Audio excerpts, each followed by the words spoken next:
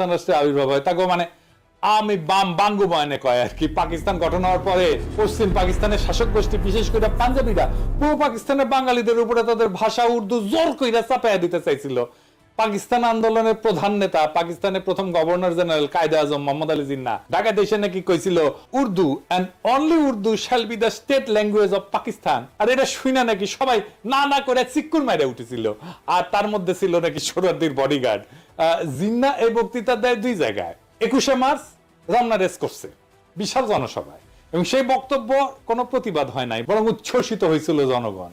উনি কইছিলেন ইংরেজিতে কইছিলেন, কি কইছিলেন নিজেরাই শুনেন।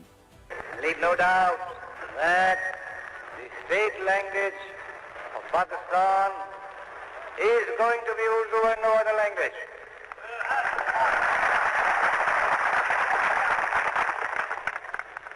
And anyone who tries to mislead you is really the enemy of Pakistan.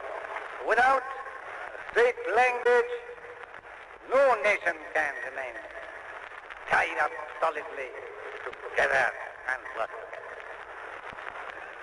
Look at the history. Every government has got to have some state language.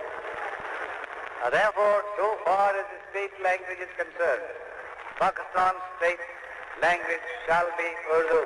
ইংরেজিতে কইছিলেন, এটা ঠিকই কইছিলেন বলে বাঙ্গু প্রগতিশীলদের ধরে নেওয়া উচিত ছিল, তাই না? বাংলা এটা ছিল এরকম।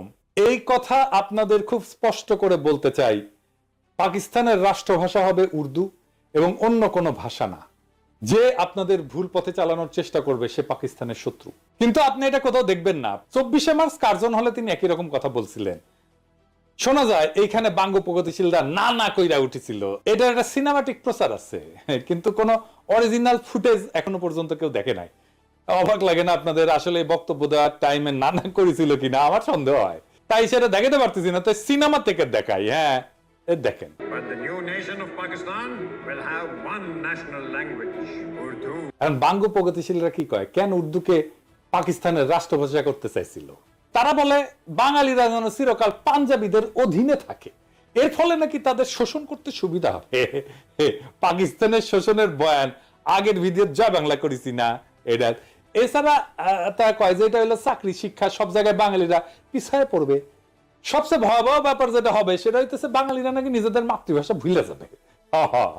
সে ভাষায় কথা বলতে পারবে না, মায়ের কোলে বসে ছড়া শুনতে পারবে না। আর এই বয়ান নিয়ে বাঙ্গু প্রগতিশীলরা অনেকগুলো গান লিখেছে, তার মধ্যে অন্যতম বিখ্যাত গান হইতেছে ওরা আমার মুখের ভাষা কাইরা নিতে চায়। তারা কথায় কথায় শিকল পরার মধ্যে